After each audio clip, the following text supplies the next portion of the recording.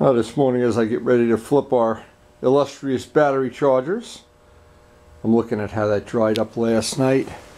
I was mainly concerned with over the decals. Well, I don't think that could have been better. And it won't be long, we'll be ready to start mounting some of these parts up. Getting the bodywork on, the headlights. A lot of little details left to do on this restoration. But every one of these motorcycles has been a little bit different of an adventure. Every one of them have been a whole lot of fun. Time to get that part in, get it hanging by a heating vent, and make a plan for sequence up what we're going to do today. And it looks like we had a really lucky break with the weather the last couple days. But today it's really gotten crappy. And of course the temperature is still in the teens in the morning, and yesterday it actually went up into the 30s, but it's brutal out here. Much nicer to be in the house. Just trying to picture what that's going to look like when it's all put together. Oh, I think it's going to really be nice. As I'm bringing this in and making my coffee, I'm sitting here and thinking, boy, it wasn't that long ago that this was just a pipe dream. And here it is. It's going to be ready to buff out in a week, less than a week.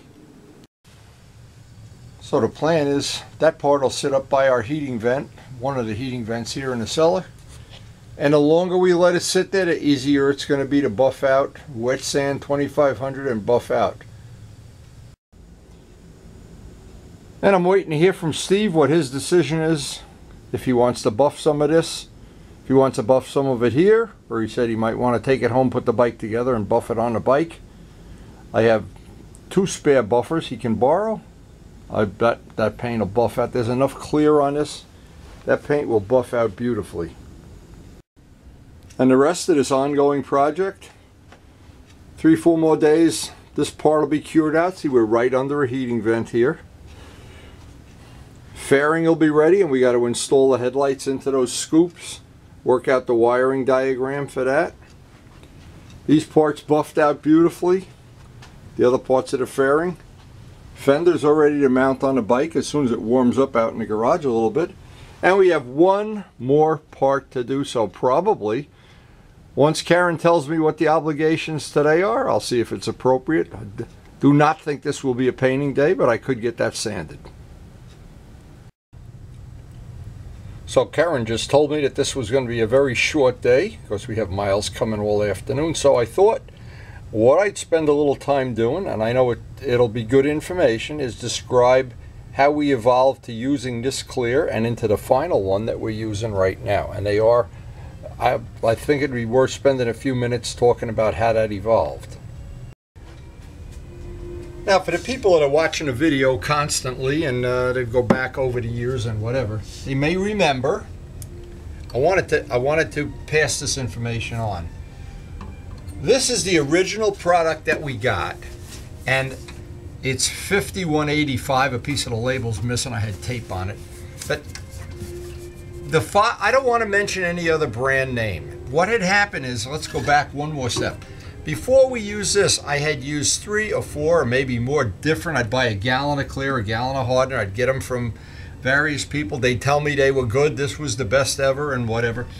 And what had happened is I kind of eliminated there was one, not going to mention any names, over $200. It didn't work in my shop conditions at all. There was one that was $60 a gallon. And you could buff it out, but boy, man, was it a struggle. We'll not mention any names. Then, maybe this was about 3 years ago, Luciano stumbled upon this. He bought a kit with a gallon of paint and a gallon of this, and it was relatively inexpensive. And I said, well, let's try it. And the product was 5-star 5185. Since then, we've used probably 5-7 gallons of this on various projects. And what I do remember about this, on my shop conditions, this worked better than the real expensive stuff and the real cheap stuff. The advantage of this was, for me, it worked in my shop conditions on the projects. Specifically, I remember when Vlad bought a gallon of this to do his Benelli, we had really good luck with this. And the Benelli was a lot of work. It was a candy apple paint, and it needed, oh my God, I think we even went into the second gallon. But I do remember this being good. Now, the way this, and I have used this on other projects. On my RD, I think, is done with this. I'm not sure. Besides the point. This, by the way, a kit of this, these two items, is about between $90 and $100, depending on if you get the discount at Gavin's. I get a 10% commercial discount. Some people don't. So here's the thing. So this winds up costing me $90. So when I was at Gavin's the last time, and I had a nice long visit, and they were playing Windy videos, and God knows what else there. It's a wild place to hang out. There was somebody there that talked me into, I already had a gallon of this, and he said, try this for your shop conditions. And I said, well, my conditions are it's always cold, and it's always clammy, and it's always, I don't know how to describe it. There's ice on a pond. But here, when I got the gallon of this, I realized, oh, now I don't know the difference. See, here, this is the problem. I don't really know what the difference. This is $51.72. It's the same price. So I don't know if this is, if it's giving me something that I really need, or I'm just having luck with this paint job. Because as I go back and I look at the paint on this, the paint on this buffed out so easy this year. It was so easy to use this, and I don't really want to make a real comparison, because the real comparison is going to be at some point in time I'll do two parts, paint one with this, and I always use, by the way, the fast hardener 5186, because I want the parts to dry right up. I don't want fly paper, and in cold weather more than ever. Not sure this would work in hot weather, but just to make a point, here's the beautiful part about paint. And you always love paint. You buy a $100 thing, absolutely no instructions of what to do, how to do it. Oh yeah, on the end of the can, here's the instructions. Now think about this. 4-to-1 mix ratio, anybody can figure that out. The spray gun, put air in a gun. You know, 5 to 10 minutes between coats. Yeah, at what temperature? Yeah, if it's 72 degrees, that's true. When it's 28 degrees outside, that's not true at all. Forced dry. Well, yeah, if you have a body shop with a, yeah, you can do that. Where's my heat? I don't even have heat in the house. Air dry, 1 to 5, 1.5 to 2 hours at 77 degrees. It hasn't been 77 degrees in 9 months. So this is the point I'm trying to make. Refer to the technical data sheet for more. Where's the technical data sheet? What do you got to go online to look at that? It would be nice, of course they don't do it, it would be nice if they gave you some rough idea. That's where Windy videos come in.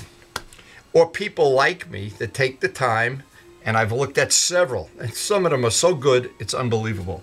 And thank you to everybody that shares it. Even if you share information I can't use, I like to know that too. But what I've come to the conclusion of this year, when this gallon is used up, and I still have 1 or 2 more parts of that, I actually ought to save that for doing a test. I've come to the conclusion that for my shop conditions and my projects, the original speed clear coat, and maybe, you see, because it's got a different part number on it. I always suspect this, and I'm sure this is not true, but I always suspect what this is exactly the same product, and they just changed the label. But anyway, my point was, I've been shooting clear for over 50 years. Lacquer, acrylic lacquer, nitrate dope, butyrate dope. All of these products have pluses and minuses. Of all the products that you can use on a motorcycle, this is really not great stuff for a model plane, it's just too heavy. But Brodak dope would be my choice for a model plane. But if you have a motorcycle, a car, a guitar, or something, that weight is not a factor, and you want to buff it out to look like this without a lot of work, I have 1,300 videos, and probably 500 of them deal directly with that exact thing. Why do we even bother doing this? Why? Because we have a circle of friends from the world of model planes, a circle of friends from world of motorcycling. And some people actually really want to do their own work. And I can remember, even as a much younger person, everybody in the world's younger than I am, but I can remember really looking at other people's model planes and going like that, oh my God, I wish I could, and it took me years and years and years, and all the people that helped me along the way, and I finally have achieved that. And that is my life's goal, was someday that would be mine. Well, maybe I've achieved that, maybe I haven't. But I know what I have been able to do is pass some of that information on. Even on a day like today, where we're really not going to do any, painting today because of the weather, number one. But my grandson's coming at 12 o'clock, and you can't get started on anything. I have to clean off the table for Legos. But I thought I would share that information, that if you have a project that you are painting, and I want to put a little bit more information on this. I'll do it with a storyboard. Here's the question a lot of people always ask me. Is there clear on that? Well, yes. Why do you have clear on that? Why not just paint it yellow or black or white? Well, if you do that, in my case, you can feel the changes in paint. Well, I don't want to feel that. That's the test of a really good job, is you don't feel that. I can't. I close my eyes, I can't feel it. But here's the even bigger issue. This protects the paint. This has UV protection in it. If you were to paint something, and this paint is made to dry on purpose dull, because as it's dull, it has a rough texture that the clear bonds to better. So if you have shiny paint, this is not going to bond as well. In fact, watching some of the other videos I saw, people that were putting different clears, they had mixed. In model aviation, we call it mix and match. We use one person's brand of paint, one of clear, one of this, and then they're not compatible. Now, Mark Morgan had that problem where they were not compatible, and we went crazy with that stuff. But what I have found is this clear. I have not found anything that this clear doesn't go over. The other thing, if you're using Rust-Oleum, Luciano likes to use Rust-Oleum. He's done several, the last Ducati gas tank with Rust-Oleum in a spray can, and then several coats of that clear, and everybody that sees his monster, it looks pretty good. Here's the point though. The information to do this, if you're new to painting, and that's the person that would benefit the most. If you're new, this is an easy product to work with, relatively inexpensive. Wear a mask when you use it. Anything where you mix A and B, use a mask. I try to put the basic, simple information of doing this on videos, and it's not exactly what you think it is. Again, here's my other suggestion of something that you may think is worthwhile. If you watch a lot of videos on YouTube, try to think which ones apply to you. Now, certainly, the person that's trying to use these materials for the first time, look at some videos first and make sure you wear a mask. Anyway, we've had good luck, and I hope you enjoyed the video. Hope you've gotten some information. Hope you enjoy painting as much as I do. And again, thanks for watching.